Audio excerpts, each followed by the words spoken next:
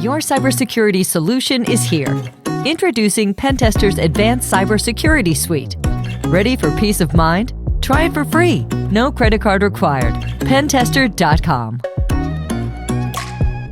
We would look for bookmakers. We would seek out bookmakers that won't win anybody and put the stats on them. This guy, Larry, comes to me and he goes, listen, I got this bookmaker named Catfish. He's not around nobody. And I started betting with him. I said, really? So now the light goes off in my head. He's not with nobody, right? And the guy starts telling my father, listen, you tell your fucking son I'm going to bust his head. I want my money.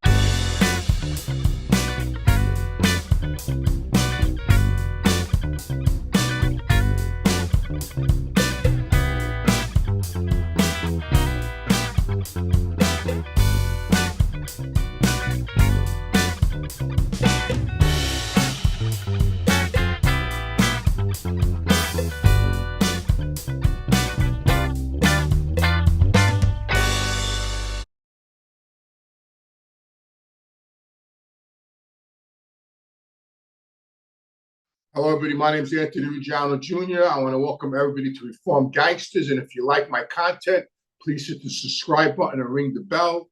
Also, don't forget about my Patreon. I got a lot of new good content and more to come. Memberships start at $1. All right. So today what I want to talk about is a story that I have never told because I saved some stuff, So I'm going to talk about a bookmaker named Catfish. Okay. All right. So back in the day, before all sports betting became legal, because I have an app on my phone. By the way, because I'm playing with dollars and I'm betting parlays, which is really a sucker bet. But I'm not going to bet $25 on one team and win what, $15? I actually. And this is why gambling, you can't win. I actually picked 8 teams and 6 won and 2 lost, and I'm in the red for $50 because I'm betting like legitimate people bet with these apps that think, oh my God, for $10 I'm going to win 900. You're not going to win shit. Okay, I'm betting $25 parlays, and I'm 6 for 8, and I'm minus $50. 6 winners. I had 6 winners and 2 losers, and I'm minus $50. So what does that tell you? So if 1 million people did what I did this week, which probably they did, look how much money these legitimate bookmakers are making. MGM, FanDuel, the Hard Rock, now the Seminoles, ESPN, all these gambling apps. Look at the money these people are taking down from legitimate people that never even gambled before. But now I'm going to backtrack. Back in the day, sports betting was solely run by the mob throughout the whole country. They were the bookmakers. You wanted to bet sports, you bet with a bookmaker who was mobbed up. Bookmakers were mobbed up. They were associates. Everybody was with somebody. There was how they got the point spreads. The point spreads came out of Vegas. There were services. We had a phone number. We would call up the phone number in the morning, and we would get all the point spreads, and we would pay that service. Back then, in the 70s and the 60s, when I started, we were paying the service $250 a week. We were getting all the lines and the numbers. We would get the numbers too, the daily numbers.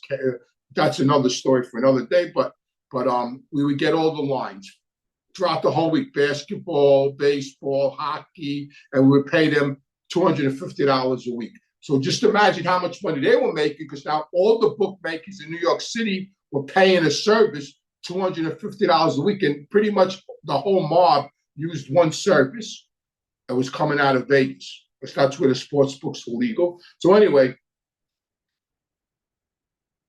all the 90% of the bookmakers were mobbed up, but there were bookmakers that weren't mobbed up, that were on the fringe, that were booking on their own. Some of them were street guys, some of them were legitimate guys in warehouses or whatever. But when the mob guys found out who they were, they put the snatch on them. So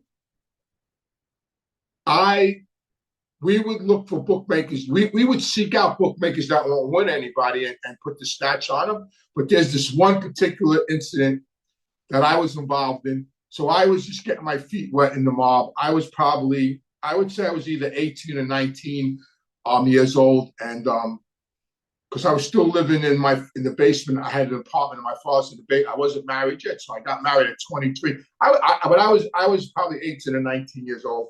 And this guy, Larry, comes to me and he goes, listen, I got this bookmaker named Catfish. He's not around nobody. And I started betting with him. I said, really?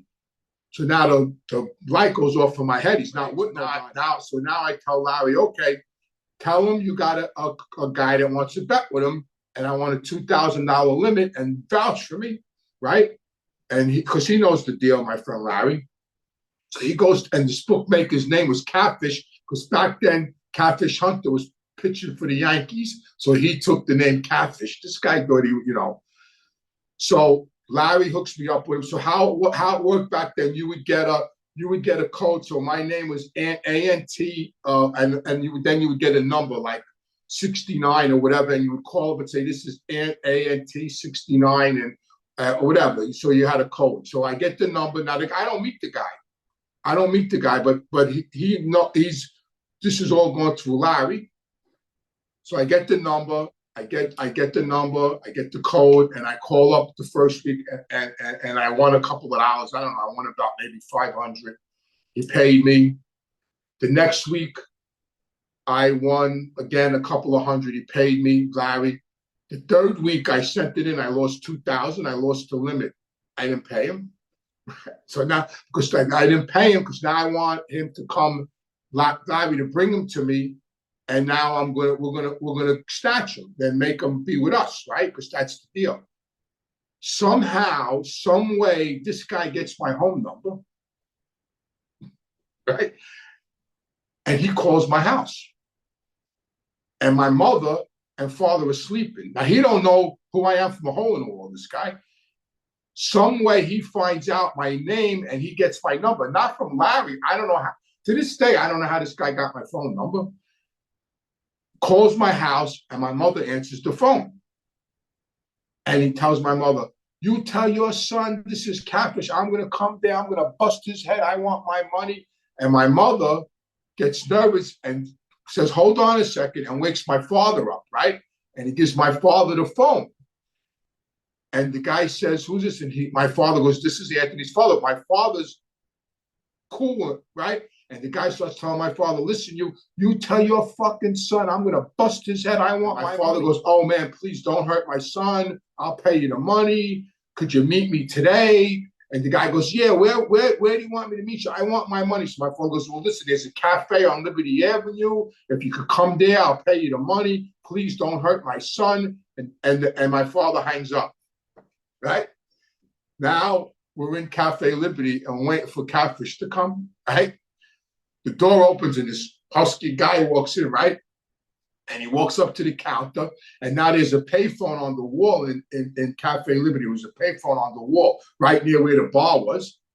And the guy walks in the bar. My father says, are you Catfish? And the guy goes, yeah. My father grabbed the receiver. Boom! He hits him in the head with the receiver. This poor guy, blood starts pumping out of his head, right? Tony Lee gets him takes him in the kitchen. And me and Tony in the kitchen with him. So Tony's like good cop, bad cop. And Tony has like a rag and he's putting it on his head and the blood's coming down his face. And Tony Lee's going, oh my God, he's wiping his head. Right now we get the guy out. We sit him on a bar stool and the guy's all fucked up. He's going, oh my God, I didn't know being a bookmaker was going to be this serious. I mean, I'm laughing, but I mean, really, but that's the mob. That's what we did. I mean, that was that's what we did. So now he's with us. I mean, he knows the deal now. He knows what he did. He knows he stepped into it. And the windup was he became a runner for my father's sports office. So his bookmaking business, he winded up making a deal for a half sheet, and he became one of our runners. But that's how we operated. That's how the mob crews operated. When people were doing illegal things that weren't with the mob extorted them. I mean, that vending companies that had gambling games, anybody that had poker games, anything that was illegal, the mob shook down. They took over the number, like anything. That was what they did. That's what we did. We looked for bookmakers that weren't with anybody, and we snatched them. And that's how it was. And it was like that in every city. It was like that in Philadelphia. I mean, it was just, that's what was done. So Catfish became a runner for us for a while. He was a runner for a while, and then he dropped out of sight after a while. But he was a runner. He was a runner for us, and I never found out how he got my phone number. But some way he called my house up, and Catfish became a runner for us. But that was the procedure of the mob. I found a couple of bookmakers like that weren't with anybody. And then later on, they started shaking down drug dealers. They shook down everybody. I mean, that was an income for them. So that's my story today about Catfish, the bookmaker, who didn't realize being a bookmaker was that serious until he got hit on the head with that phone receiver by Fat Andy. I was a little surprised my old man did that. We all were. Like, I was in there. Tony Lee, this guy Freddie was there. This guy Little Augie was in the cafe. Like the normal crew that hung out in the cafe back then in the early 70s. And I was surprised that, and it was so you laugh because it was a little comical, like when my father told him, "Are you Catfish?" And the guy said, "Yeah, I'm Catfish." And then he just grabbed the receiver, boom, and he hit him in it. Like, it was like, yeah. But that was how the mob operated. Whatever became of Catfish? What was the long-term outcome? He moved. He was a runner for a while. He had a nice sheet. He was a runner for a while, and then but he was a legitimate guy. He worked in the airport. He was he was a bookmaker, but he was like not a half-ass street guy. You know what I mean? And then he was a runner for quite some time, and then he just moved away. He moved away. We kept his customers kept calling us, so we knew he wasn't, doing a fugazi move on us. We kept control of the customers, but he just gave up the sheet and moved away. You think he wound up making more money because now he was with you guys and he had a little back? Well, he started making more money in the sense it wasn't costing him any more money. So if he had a bad day, it wasn't coming out of his pocket. He would just go into red frit. So at the end of the day, he was making probably more money. He had more money in his pocket because he didn't have to pay anybody. Yeah. Instead of him keeping all the winnings, he got 50%, but it didn't cost him anything. That was the deal. All the runners, if you were a runner, you wanted a half sheet. What a half sheet was, if you win 500 today, you get 250. If you lose 500 today, you go into red for 500, and then you got to make it up.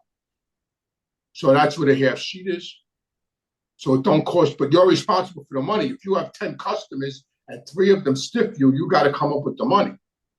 You're responsible for the clients, the customers that you have on your sheet. I have some polls. So the first poll is, what's your favorite topic on my podcast? And the number one was famous mob figures, 74%, a big percentage. I mean, the next closest percentage was 14%, lessons learned from the underworld. So, I mean, I'll talk about mob figures in the future. I mean, I met a lot of them. Because I don't like to talk about people I don't know personally. I don't want to talk about rehash stories that are already out there by other people or news articles. Who was the best dressed mafia boss of all time? Of course, 66% John Gotti. But you got to understand too, it's like sports. Who's the best of all times in that era? You know what I mean? So in our era, yeah, the best dressed was John Gotti. But in Al Capone's era, he was the best dressed. And Lucky Luciano's, he was the best dressed. I mean, John Gotti is the. So I would put that in the category of sports and, who's the best, like in basketball, who's the best? Was Bill Russell the best? Is LeBron James the best? Was Michael Jordan the best? Was Larry Bird the best? I mean, in their areas, what's the best time for you to join me for a live show? And that was close, but Saturday morning, 33%, and I'm gonna abide to that. So on Saturday mornings, we'll be doing some live stuff starting this Saturday. So if you're out there and you want to join in, please do. 10 a.m. Let's get back to that one point you brought up. As far as basketball, who's the greatest basketball player of all time? I mean, I guess you got to go with Michael Jordan. I don't know. I mean, listen, Larry Bird was great. Magic Johnson was great. Kareem Abdul was great. I mean, you got so many great players. So I don't know. I would have to say Michael Jordan. I would have to say I don't like LeBron James. I mean, he's a great player. I don't like him personally. I don't like his politics. I don't like him whatsoever. The guy played on great teams. He never, Michael Jordan talks about it all the time. The players that LeBron James wanted to play with were the players that Michael Jordan wanted to play against. So let's go from there. Plus, I mean, listen, I hate Boston, not the people. Well, they don't like us. I don't like them. I'm a Yankee fan. And of course, the Yankees just took their magic number now is 1 to get into the playoffs. So I hope today they win. And now they're 4 games in first place. They got the best record in the American League. Boston's out of it. They ain't going anywhere. But Larry Bird was great. That was the only time I ever rooted for a Boston team. I loved Larry Bird. I loved Magic Johnson. I loved the rivalry between the Lakers and the Celtics. The Knicks were, not that good back then. So, but who's the greatest? Who's the greatest ball player? Listen, who's the greatest ball player? I mean, look at this kid, Aaron Judge. I mean, look what this kid's doing. He's phenomenal. I mean, is he the greatest now of all time? He's breaking every record there is. I mean, he's having a routine. He's like Babe Ruth now, this guy, hitting 54 home runs, RBIs. Last night he knocked in 4 runs. I mean, is he the greatest now? Is he going to be the greatest now of all time? P Diddy is in a lot of trouble. I mean, that's what they're doing. I mean, it's disgusting. I mean, it's disgusting. It's I mean, it's a long time coming. I mean, everybody knew what he was doing. I mean, that. And listen, when you're that rich, I guess you just run out of things to do. So you just, I think he's in a lot of trouble. They no bail. They're keeping him no bail. He's in Brooklyn, MDC. I was in that building. It's horrible. It's fucking hot. It's like being right now in a refrigerator because they got the air condition blasting. I mean, I'm sure nobody's going to bother him in there because he's P Diddy, so they'll all be up his ass because he's rich and famous and a rapper. So he's not going to have no trouble in there unless it's just stressed out. I mean, I think he's fucked, and I think he deserves everything he gets for what he did. And I think there's more to come because if you listen to the press conference last night, which I did, the Fed guy said it's an ongoing investigation. So there's going to be more people indicted. They're going to supersede that indictment and add more co-defendants. There's a woman now involved that used to do the same thing for him that other woman did for Epstein, Max, whatever her name is, that's in jail now. They got 20 years. They're probably going to pinch her. Who knows who else they're going to lock up in that business? I mean, I'm sure he wasn't at those parties by himself. So my opinion is, from being an ex-criminal and having dealt with the courts on a state level and on a federal level, when they say it's still an ongoing investigation, that means that indictment that he got arrested under is going to be superseded and there's going to be more co-defendants added to that indictment. That's my opinion from my experience with the court system. Just think of how many people had to look the other way for all this stuff going on. Yeah. Who knows? Untold amounts of people. I mean, this has been going on for over 15 years now, they're saying. I mean, he's not the only one. I mean, come on. He's not the only one. And he had parties and he told the guys to drink out of certain colored bottles and the girls to drink out certain colored bottles because the girl bottles were drugged up so they could get doped up. And the guy, he's hiring male prostitutes to come in and have sex with girls while he watches. I mean, come on. I think when you get, I think some of these, I think some of these billionaires run out of things to excite them. And, you know, and some of them are sick in the head and just do this. You saw the tape of him dragging the girl down the hallway by the arm, his girlfriend, and that's because she didn't want to participate in one of them freak parties. He probably wanted her to have sex with people, and she told him no, and she ran out of the room, the hotel room, and he dragged her down the hall. They raided his house. They found all the films.